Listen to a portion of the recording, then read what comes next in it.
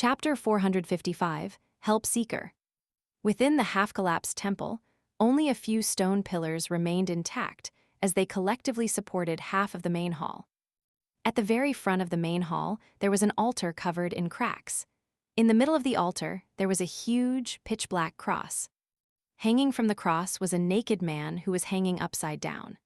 Around his ankles, thighs, and torso, there were obvious rusty metal spikes protruding outward that were accompanied by bright red bloodstains. Derek knew that this was the statue of the fallen creator, but he couldn't help look down to size up the statue's face. He saw the face of the statue. The nose, mouth, and ears were all blurry, except for the eyes, which were carved with abnormal clarity. The fallen creator's eyes were tightly shut, as though he was suffering from guilt and pain. "Look away, don't study the statue of an evil god," Demon Hunter Colin warned in a low voice. "Yes, Your Excellency." The few members of the exploratory team immediately retracted their gazes. Before today, although the City of Silver had discovered many destroyed cities and written records pointing to evil gods during their explorations, most of the residents had never seen the statues of so-called evil gods.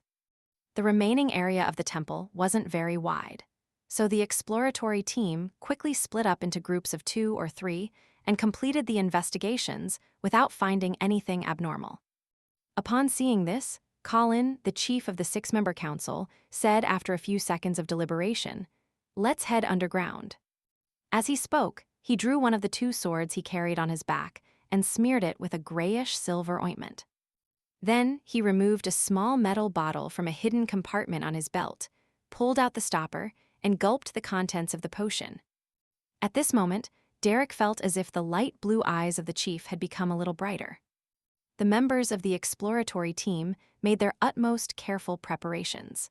Under the illumination of the 4 animal hide lanterns, they followed the stairs on the left side of the statue as they walked down into the underground area. Derek took his turn holding the lantern, walking at the front left as he cautiously entered the darkness.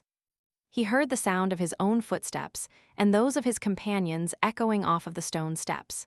They produced a distant and empty echo.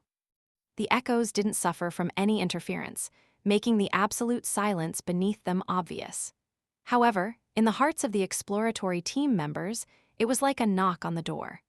The attempt to uncover a secret that had been buried for an unknown number of years left them feeling extremely tense. After walking without having any sense of time, Derek finally saw that the road ahead had turned flat.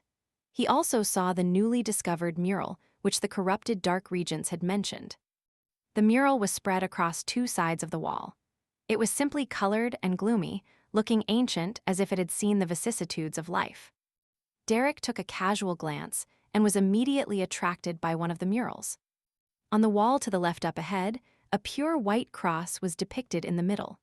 It was surrounded by seawater-like blackness, drowning all the humans who were struggling as they stretched out their arms.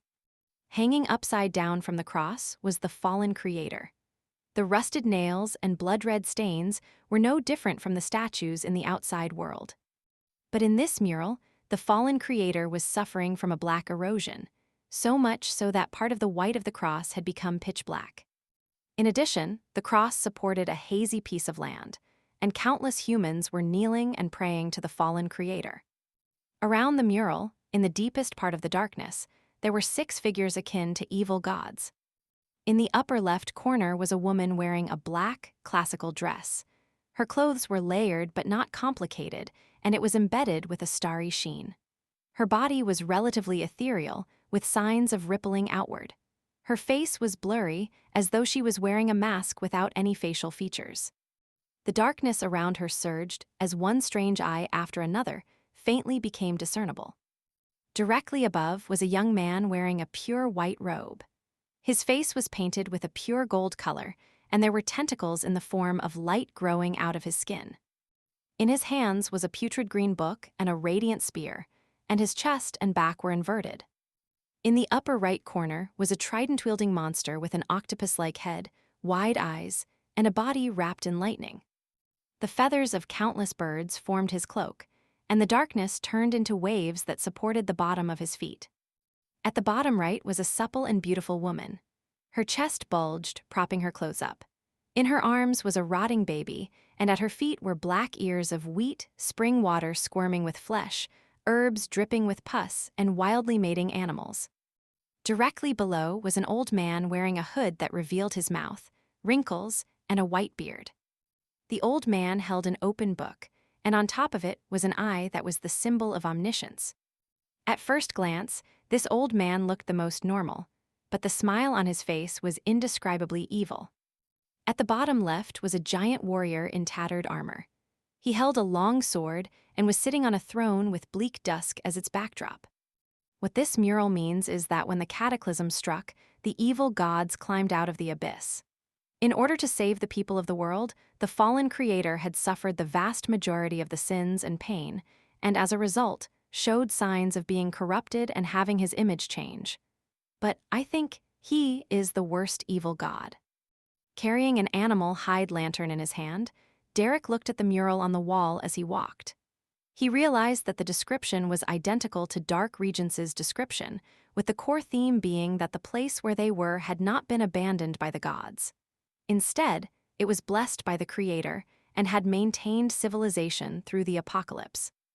Of course, Dark Regence had only briefly mentioned it, and the details were far what the murals depicted. Throughout the entire process, Derek didn't let his guard down. He prepared himself in case any accidents were to happen so that he could respond immediately. Under the dim yellow light of the candle, the exploratory team went through many corridors, halls, and rooms one by one, delving deep into the temple's basement. Suddenly, a semi-open gray stone door appeared in front of them. Outside the door, a cluster of beautiful mushroom-shaped objects grew. They were palm-sized, with white stems and bright red heads sparkling with dark golden specks. Upon seeing these mushrooms, the members of the exploratory team had their appetites whet. All they wanted to do was to rush over, pull out a stalk, and stuff it into their mouths. Gulp! Quite a few people swallowed their saliva. However, most of the people who were able to enter the exploratory team had rich experience and were of a relatively high sequence. Having received a warning beforehand, someone immediately stood up and said in a low voice, "Those are rotten flesh and hairy scalps." Derek knew this teammate and that his name was Joshua. He had successfully traded for a mystical item from a particular exploratory expedition. Joshua stretched out his left, scarlet-gloved hand at the door. With a flash of light, a burning fireball quickly took shape and shot out, landing directly on those extremely tempting mushrooms. Boom! The ground trembled slightly, and an inferno spread out to cover the space of 2 meters. By the time the fire subsided, all of the mushrooms had already disappeared, leaving only bits and pieces of flesh and blood. It left all of the Beyonders, who nearly failed to resist the temptation, disgusted. Demon Hunter Colin didn't interfere with the actions of the team. He quietly watched from the side, nodding from time to time. Why would there be mushrooms made from flesh and hair? Where did the flesh and hair come from? Joshua withdrew his left palm and muttered to himself in confusion. Another member of the team made a bold guess. The original inhabitants of this city. It's possible, perhaps their deaths were a result of turning into pure flesh and hair. Derek agreed inwardly. After a brief discussion, the exploratory team split into several groups and cleaned up the hall outside the gray stone door. After doing all this, they regrouped and slowly passed through the door, ready to engage in combat at any moment. Behind the door was a place that looked like an altar. The surrounding light could hardly dispel the darkness of the region, which seemed to hide something unknown. Above the altar, a similar pitch-black cross and an upside-down fallen creator was erected there. Carrying an animal hide lantern, Derek stood the closest as he instinctively swept a glance. His gaze suddenly froze, because he discovered that the fallen creator statue here was different from the one outside. Its eyes were open. He had blood-red eyes and black pupils, staring straight at any intruders like it possessed life. Tat, tat, tat. Derek heard the chattering of teeth. He originally imagined that it came from a team member, but he soon realized that he was the one trembling. Although he didn't understand much about the evil god's dangers, his teeth were instinctively chattering at that instant. Tat, tat, tat. His teammates reacted similarly. At that moment, a speck of powder floated into the air. Demon Hunter Colin clenched his fist. Boom! As the sound of thunder reverberated through the air, Derek and the others suddenly snapped to their senses, escaping their nightmare state from earlier. Before they could investigate the area, the sound of weeping could be heard from behind the altar. Sob, sob, sob. Sob, sob, sob. In the chilling silence, Demon Hunter Colin calmly ordered, Derek, Joshua, go around and take a look. As a chill went through his body, Derek held the animal hide lantern and the axe of Hurricane in his hand. Together with Joshua, he slowly walked around to the back of the altar. As the darkness was gradually dispersed by the light, they saw a black figure curled up behind the altar. After taking 2 steps forward, the shadow revealed its original form. It was a 7 or 8-year-old child, with soft yellow hair. He closed his eyes, as though he wasn't used to the light as he shouted in excitement, "Save me, save me."